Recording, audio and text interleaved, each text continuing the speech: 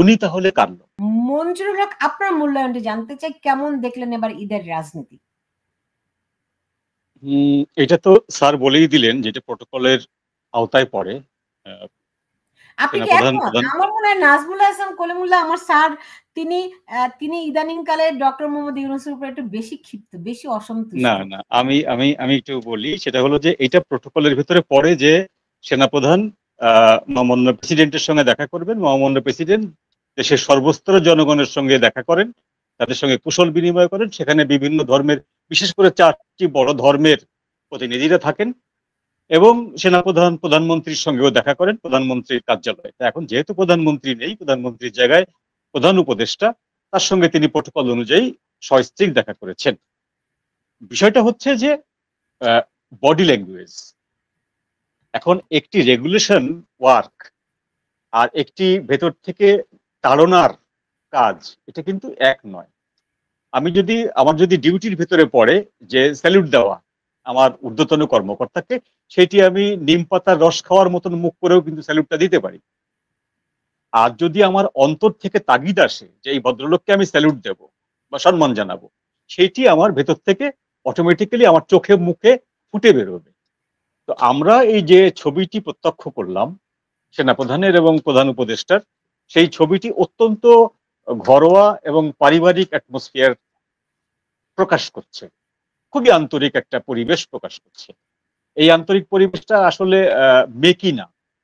আমার কাছে মনে হয়েছে যে এইটি স্বতঃস্ফূর্ত, অর্থাৎ উভয়ের সাথে যে ফুটবল খেলছেন, সেই ফুটবল খেলার একটা অংশকে আমি যদি উপমা হিসাবে ব্যবহার করি, যে সেনাপ্রধান হচ্ছেন স্টপার ব্যাক, সারা মাঠ বল ঠেকিয়ে মাঝমাঠ পার করে ডি বক্সে আসেন, কিন্তু গোল করেন না, বলটি ঠেলে দেন স্ট্রাইকারের দিকে।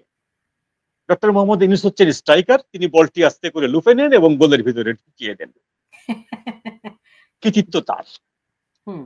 তো এখন ডিসেম্বর পর্যন্ত যে আলটিমেটামটা ছিল, যে December, only December and again December, প্রথমত ডিসেম্বর, দ্বিতীয়ত ডিসেম্বর, তৃতীয়ত ডিসেম্বর, এই জায়গাটায় সেনাপ্রধানের অবস্থান ছিল।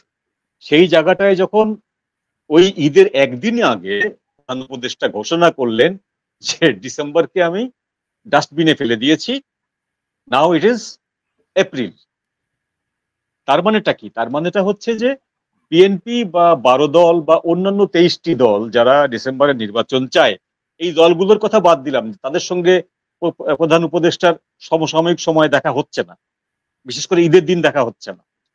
ঈদের দিন দেখা হচ্ছে কার সাথে? সেনাপ্রধানের সাথে। এটি কিন্তু প্রধান উপদেষ্টা আগের যে ওই যেদিন ভাষণ দিচ্ছেন ওই দিনই জানেন যে আগামী কালকেই সেনাপ্রধানের সাথে আমাকে একটা বৈঠকে বসতে হবে।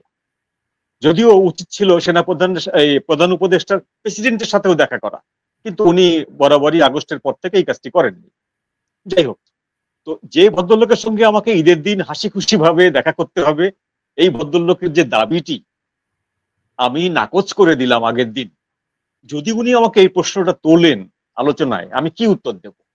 এরকম একটা হেজিটেশন কিন্তু তার থাকা উচিত ছিল, কিন্তু আমরা চোখে মুখে দেখলাম কোন রকম কোনো হেজিটেশন নাই, দুজন হাসি খুশি ভাবে কথাবার্তা বললেন।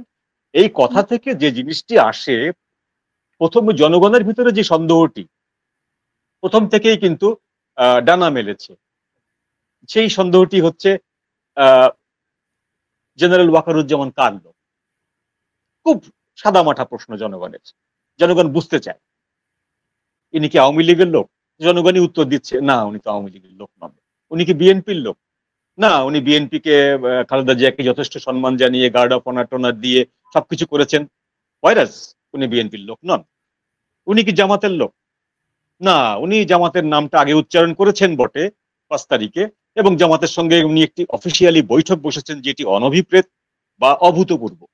কোন রাজনৈতিক দলের সাথে সেনাপ্রধানের কোনো বৈঠক হতে পারে না। এই 22 তারিখের ঘটনার পরে, নাটক পরে, ওই পদত্যাগ নাটকের পরে উনি বসেছিলেন জামাতের সাথে ওই একই দিনে। জামাত ওই উপদেষ্টার অফিসে বসে ওখান থেকে মিটিং শেষ করে সরাসরি ক্যান্টনমেন্টে চলে এসেছিল। তো তাহলে কি উনি জামাতের লোক? না, সেরকম তো লক্ষণ টের পাওয়া যায় না। তাহলে উনি কার লোক? উনি তাহলে কার লোক? এই জায়গাটা জনগণের কাছে কোনো সদুত্তর নেই। জনগণ কোনো উত্তর 2 2 4 মিলাতে পারে না। তো জনগণকে যদি একটু হেল্প করা হয়, মেলানোর জন্য, সেটি হচ্ছে যে কাশিমবাজার কুটিতে যে ষড়যন্ত্রটি হলো, সেই ষড়যন্ত্রের ফলে যখন আমি এখানে মীর জাফরকে বসালাম, তাহলে মীর জাফরকে পাহারা দেওয়ার জন্য আমি কাকে রাখলাম? আমার একটা সৈন্যবাহিনী দরকার, আমার একজন সেনাপতি দরকার। তো ডিপ স্টেট বলি, আর আমেরিকান সিনেট বলি, আর প্রেসিডেন্ট বাইডেন বলি, কমলা হ্যারিস বলি, যাই বলি, বা আইএসআই বলি, এই সবাই মিলে ষড়যন্ত্র করে যখন ডক্টর ইউনূসকে এখানে বসাচ্ছেন, তো ইউনূসের প্রোটেকশনটা কে দিবে?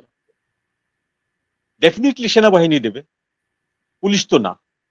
তো সেনাবাহিনী যদি দেয়, তাহলে সেনাবাহিনীর যে প্রধান, তাকেও তো তাদের আমলের মধ্যে রাখতে হবে, তাদের গ্রিপের মধ্যে রাখতে হবে, তাদের আস্থার মধ্যে রাখতে হবে, তাই না? খুব সহজ একটা উত্তর। এই সহজ উত্তর হচ্ছে হ্যাঁ, ওনাকে আস্থায় না রাখলে ডক্টর ইউনূস তার আসনটি মজবুত করতে পারবেন না এবং টিকতে পারবেন না। তাহলে এই যদি আমরা উত্তরটা পাই, তাহলে কিন্তু বাকি উত্তরগুলো ইজিলি মিলে যায়, যে উনি মাঝে মাঝেই ঘুম থেকে জেগে ওঠেন, জনগণের স্পোকসম্যান হয়ে কথা বলেন, আলটিমেটাম দেন। তখন পর্যন্ত মনে হয় যে হ্যাঁ, উনি জনগণের যে নাদটা সেটি ধরতে পেরেছেন, জনগণ কি চাইছে সেটি বুঝতে পেরেছেন, বুঝতে পেরে সরকারকে সেরকম একটি আলটিমেটাম দিচ্ছেন। কিন্তু পর মুহূর্তে যখন সরকার সেই আলটিমেটামটিকে ডাস্টবিনে ফেলে দেয়, তখন কিন্তু উনি আর কাউন্টার কোনো আলটিমেটাম দেন না, বা এই প্রশ্ন করেন না যে আপনি আমার বক্তব্যটা ডাস্টবিনে ফেলে দিলেন কোন সাহস বা কিসের বলে। এই প্রশ্নটা কিন্তু উনি করেন না। তার মানে বোঝা যাচ্ছে যে উনি আলটিমেটাম দেবেন, ইনি আলটিমেটাম ভায়োলেশন করবেন, ইনি আবার আলটিমেটাম দেবেন, উনি আবার ভায়োলেশন করবেন। এই যে খেলাটা চলছে, এই খেলাটাকে আমার কাছে মনে হয় যে স্টপার ব্যাক, বল তুলে নিয়ে আসে কিন্তু গোল করে না, দিয়ে দেয় স্ট্রাইকারের কাছে, স্ট্রাইকার গোল দিয়ে দিচ্ছে। এবং এবারও doctor Yunus as a striker গোলটি দিয়ে দিয়েছেন এপ্রিল মাস ঘোষণা করে। এখন বিএনপি চিৎকার করছে আমরা এটা মানি না, অমুক না তমক না, কিন্তু এটার মানিনার পক্ষে যে কাজগুলো, সেই কাজগুলো কিন্তু বিএনপি করেনি, আজকে পর্যন্ত করেনি। হয়তো ঈদের পরে করবে, ঈদের পরে একটা মিছিল করবে বা সমাবেশ করবে, সমাবেশ করে ওইটাকে নাকচ করবে। কিন্তু বিএনপির প্রতি যে আপনি এই আস্থাটা রাখবো আমরা সাধারণ জনগণ, যে বিএনপি এটা করবেই, আমি সেই আস্থার জায়গাটি দেখতে পাই না। এই যে অনভিপ্রেত বলা বা এটা ভব্যতার বাইরে, এটা উনি বলতে পারেন না, এই শব্দগুলো কিন্তু এখানে আসে না। এখানে একটি শব্দই আসে, ওয়াই নট ডিসেম্বর। একটা explanation, only one explanation needed, why not December. এই প্রশ্নটা আপনারা ছুড়ে দিন। এই প্রশ্ন ছুড়ে দিলে সরকারের পক্ষ থেকে এবং সেনাবাহিনীর পক্ষ থেকে কি বক্তব্য আসে আপনারা দেখুন, তারপরে আপনারা আপনাদের স্ট্র্যাটেজি ঠিক করুন। বিএনপি কিন্তু এরকম স্ট্রেট ফরওয়ার্ড একটি প্রশ্ন করেনি, নানাভাবে ঘুরিয়ে পেঁচিয়ে সেই স্টপার ব্যাকের মতন বল নিয়ে মাঝমাঠে খেলাধুলা করছে। ধন্যবাদ। জি, বুঝতে পেরেছি। জনাব নাজমুল হাসান কলিমুল্লাহ, আমরা যদি এই মঞ্জুর ভাইয়ের মানে ব্যাখ্যাটি ধরি, দেখুন আপনি বলছিলেন যে এটি একটা রেওয়াজ, যে প্রধান উপদেষ্টার সঙ্গে সেনাপ্রধান সাক্ষাৎ করতে যাবেন, এটি রেওয়াজ, এটা প্রোটোকল, ওকে ফাইন। কিন্তু তিনি সস্ত্রীক যাবেন, এটাও কি প্রোটোকল? তার স্ত্রীকেও যেতে হবে, এটা কি প্রোটোকলের মধ্যে পড়ে? অবশ্যই, কারণ এটি নতুন নয়। আমি সাকসেসিভ সেনাপ্রধান অনেককে আমি ব্যক্তিগতভাবে চিনি, তাকেও চিনি, এবং বরাবর এ ধরনের অকেশনে সস্ত্রীক যাওয়াটাই দস্তুর। কারণ হচ্ছে আপনার এটা পাশ্চাত্য কেতা, আর ব্রিটিশ এই ট্র্যাডিশন মেনটেন হয়েছে পাকিস্তান আমলে এবং বাংলাদেশ আমলে তো বটেই। আপনার কি মনে হয় এটাই প্রোটোকল, সস্ত্রীক যেতে হবে? হ্যাঁ, এটা প্রোটোকল। এবং ফার্স্ট লেডি আপনার এই ধরনের পোস্টগুলোতে ওই বিষয়টা ফার্স্ট লেডির পক্ষ থেকে, এবং উনি আগে যান। জি। তো যেটি মঞ্জু ভাই বলছিলেন যে এটা খুবই অন্তরঙ্গ মনে হয়েছে, আন্তরিকতাপূর্ণ মনে হয়েছে, এখানে যে মাত্র একদিন আগে তার একটা আলটিমেটাম ভায়োলেট করলেন প্রধান উপদেষ্টা, মানলেন না, হ্যাঁ, এবং সেটি এই যে স্ট্রাইকারের মতো ডক্টর মোহাম্মদ ইউনূস একের পর এক গোল দিয়ে যাবেন, এটাই যেন একটা পাতানো খেলা। এই ব্যাপারে আপনার কি মূল্যায়ন? দেখুন, এখন যিনি বিহোল্ডার তিনি তার মতো করেই দেখবেন, এটাই স্বাভাবিক। আমার কাছে মনে হয়েছে যে আমাদের জনাব ওয়াকারুজ্জামান একজন সজ্জন ব্যক্তি, এবং যেভাবে যে পরিবার শিক্ষা নিয়ে তিনি বড় হয়েছেন সেটি তাকে মার্জিত এবং সেই সঙ্গে একজন সুসভ্য ব্যক্তিতে পরিণত করেছে। এবং তারপর দীর্ঘ অনুশীলনের পর্ব, যেটি মিলিটারি একাডেমি থেকে শুরু হয়েছে, পরবর্তীতে ধাপে ধাপে আপনার তিনি আজকে এই পর্যায়ে এসে উপনীত হয়েছেন। সুতরাং শিষ্টাচারের দৃষ্টিকোণ থেকে দেখলে তার জুরি দ্বিতীয়টি পাওয়া যাবে না। প্রফেসর ইউনূস এর সঙ্গে তার তুলনা চলে না, সেটা আমি মন্তব্য করছেন। দেখুন যে এই যে যেমন ধরেন আমি একটা মন্তব্য দেখাচ্ছি আপনাকে, নাহিদ মন্তব্যটি করেছেন। তিনি বলছেন যে সেনাপ্রধানের সব ক্ষেত্রে এতটা রহস্যজনক ভূমিকা কেন? তিনি দেশ এবং দেশের জনগণের জানমাল কোনোটাই তো সার্বভৌমত্ব কোনোটাই রক্ষা করতে পারছেন না। এটা কিন্তু আমাকে আরো অনেকে এই মন্তব্যটা করছেন। দেখুন, দায় প্রফেসর ইউনূসের আপনার প্রতিরক্ষা মন্ত্রী হিসেবে, আর রুলস অফ এঙ্গেজমেন্ট বলে সেনা কালচারের একটা বিষয় আছে। যতটুকু যা করতে বলা হয় তার বাইরে তিনি যেতে পারেন না। এখন প্রফেসর ইউনূস যে রুলস অফ এঙ্গেজমেন্ট তৈরি করে দিয়েছেন, তার উপর ভিত্তি করে সশস্ত্র বাহিনী আপনার মাঠে আছে, ম্যাজিস্ট্রেসি ক্ষমতা নিয়ে তারা সামাল দেওয়ার চেষ্টা করছে। এখন আপনার এখানে যে বিষয়টা প্রণিধানযোগ্য সেটি হচ্ছে যে আপনার একজন ওয়ান স্টার জেনারেল আপনার কদিন আগে সার্জিসের মুখের উপর বলেছেন যে শেষ রক্তবিন্দু থাকতে তিনি কোন অবস্থায় তাকে আপনার মপ করতে দেবেন। এখন তাকে যে দায়িত্বটি দেয়া হয়েছে সেটি সমস্ত সশস্ত্র বাহিনীর জন্যই প্রযোজ্য, এটি তার ব্যক্তিগত কোনো মতামত নয়, সেটিও তিনি জানান দিয়েছেন। সুতরাং রুলস অফ এঙ্গেজমেন্ট হচ্ছে নাও অন। আমাদের মাননীয় সেনা প্রধান যে বক্তব্যটি রাখলেন আপনার অফিসার্স অ্যাড্রেসে, তারপর থেকে কোনো অবস্থায় আর মব বরদাস্ত করা হবে না, অন্তত সেনাবাহিনীর চোখের সামনে সেটি সংগঠিত হতে পারবে না, এই বিষয়টি তিনি জানান দিয়েছেন। এবং সেসব পর্যন্ত কিন্তু আপনার সার্জিসের দলবলকে একটি মোটরসাইকেল পরানোতেই সীমাবদ্ধ থাকতে হয়েছে। নাজমুল হাসান কলিমুল্লাহ, আমরা দেখছি যে সেনাপ্রধান আপনার রাষ্ট্রপতির সঙ্গেও সাক্ষাৎ করেছেন। দেখুন, অবশ্যই করতে হবে, তিনি সর্বাধিনায়ক, এটা দস্তুর। রাইট, কিন্তু সেইখানে যেটা মঞ্জুরুল হক বলেছেন যে দেখুন এটাকে মনে হচ্ছে আনুষ্ঠানিকতা, কিন্তু আমি যদি দেখি প্রধান উপদেষ্টার সঙ্গে এটা কিন্তু আনুষ্ঠানিকতা মনে হচ্ছে না।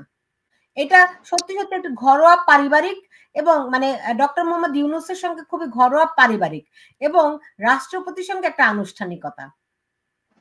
দেখুন, আপনার পরিচিতির বিবেচনায় যদি দেখেন, লম্বা সময় ধরে আমাদের মাননীয় সেনা প্রধান ইন্টারাক্ট করে অভ্যস্ত মহামান্য রাষ্ট্রপতির সঙ্গে, কিন্তু ইউনূস সাহেব সেই অর্থে স্ট্রেঞ্জার। আমি বলবো এই 8 তারিখে শপথ গ্রহণের পরে হি ইজ সামবডি, তার আগে তিনি কিন্তু দণ্ডিত ব্যক্তি, এবং শপথ নেওয়ার পরেও তিনি দণ্ডিত অবস্থায় ছিলেন, আপনি যদি খোঁজ খবর নিয়ে দেখেন। এবং এটি নিয়ে যখন একেএম পাটোয়ারি মহোদয় প্রশ্ন তুললেন শোতে, তারপর তড়িঘড়ি করে একদিনের মধ্যে এই দণ্ডাদেশ বাতিল করা হয়। এখন নানান বুজরুকি আছে এর মধ্যে। আপনার এই যে রেফারেন্সের বিষয়টি আসছে, সেটা নিয়ে আপনার আমাদের আইএসপিআর এর পক্ষ থেকে জানান দেওয়া হয়েছে যে মাননীয় প্রধান বিচারপতি এবং একজন মাননীয় বিচারপতি, তারা দুজনই কিন্তু সেনা হেফাজতে ছিলেন। তো তারা কখন আপনার এই রেফারেন্স তৈরি করলেন, কখন ফুল বেঞ্চ বসলেন, কখন আপনার এই বিষয়টি প্রডিউস করলেন, সেটা নিয়ে তো বড় বড় প্রশ্নবোধক চিহ্ন এখন দেখা দিয়েছে। এবং অ্যাডভোকেট মহসিন রশিদ, তিনি মুসলিম লীগের সভাপতি বটেন, তিনি লার্নেড অ্যাডভোকেট, তিনি কিন্তু ইতিমধ্যে নোটিশ সার্ভ করেছেন, রিট করার প্রস্তুতি নিয়ে রেখেছেন যে এই পুরো বিষয়টাই ভুয়া। জি, আমরা বুঝতে পেরেছি, কিন্তু তাহলে এই ভুয়া সরকারের সঙ্গে সেনাপ্রধান যখন সাক্ষাৎ করতে যান তখন পুরো বিষয়টা কি দাঁড়ায়? তারা ভুয়াকে মেনে নিচ্ছেন, এরকম না? এখন না, বিষয়টা তা না। মহামান্য রাষ্ট্রপতি যতক্ষণ পর্যন্ত প্রফেসর ইউনূসকে পদচ্যুত না করছেন ততক্ষণ পর্যন্ত অ্যাজ পার প্রোটোকল মাননীয় সেনাপ্রধানকে তার প্রোটোকল মেনটেন করে যেতেই হবে। জি, বুঝতে পারছি। মঞ্জুরুল হক, আপনার মতামত কি এই বিষয়ে? এই বিষয়টা হচ্ছে যে তার ব্যক্তির পছন্দ অপছন্দের উপর নির্ভর করে না, তো এটা নির্ভর করে হচ্ছে প্রোটোকলের উপরে। স্টেট প্রোটোকল যেভাবে বলা হচ্ছে, যে স্যার যেটা বললেন যে যতক্ষণ পর্যন্ত মহামান্য রাষ্ট্রপতি এই সরকারকে খারিজ না করছে, বাতিল না করছে, ততক্ষণ পর্যন্ত সেনাপ্রধান সহ অন্যান্য সকল সেনা অফিসাররা প্রধান উপদেষ্টার সঙ্গে দেখা করার যে প্রোটোকল বা কথা বলার যে প্রোটোকল, তাকে স্যার বলার যে প্রোটোকল, এটা মেনটেন করতে হবে।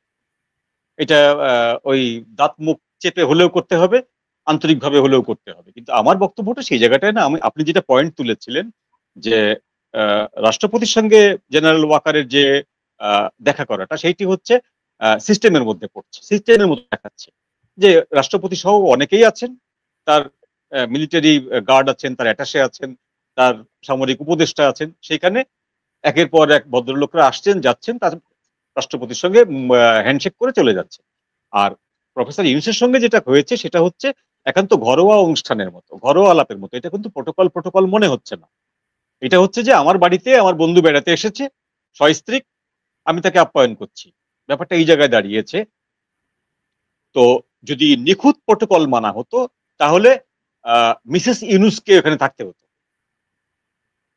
সেনাপ্রধানের সঙ্গে যেহেতু তার স্ত্রী এসছেন, সেখানে প্রফেসর ইউনূস সাহেবের স্ত্রীকেও এখানে থাকতে হতো। যদি উনি অসুস্থ, উনি আসতে পারেন না, উনি জানি, কিন্তু প্রোটোকলটা এইভাবে সেট করেছে দেখে মনে হচ্ছে যে এটা প্রোটোকল না, প্রোটোকলের বাইরেও সামথিং কিছু একটা, আন্তরিকতা। তো এই জায়গাটা কোনো সমস্যা নেই, এটা ঠিক আছে। কিন্তু আমার বক্তব্যটা হচ্ছে যে একদিন আগে যখন আমার যে বক্তব্যটি কিন্তু আমার কোনো পার্সোনাল ওপিনিয়ন না, যেটি হচ্ছে আমার দেশের অস্তিত্বের প্রশ্ন, আমার দেশের সাংবিধানিক প্রশ্ন, রাজনৈতিক প্রশ্ন, রাষ্ট্রিক প্রশ্ন, যেটি আমি ছুড়ে দিয়েছি ডিসেম্বরের ভেতরে নির্বাচন হতে হবে, এইটি যখন খারিজ হয়ে গেল, তখন তার পরদিনই আমি এত আন্তরিকভাবে এই প্রোটোকলটা মেনটেন করতে পারি না। প্রোটোকল অনুযায়ী আমি দেখা করে চলে আসতে পারি, সেটা অন্য জিনিস। কিন্তু এই যে ফটো সেশন করাটা, বসে গল্প করাটা দেখে মনে হয় না যে এটা অনলি প্রোটোকল। এটা মনে হয় যে প্রোটোকল উইথ সামথিং,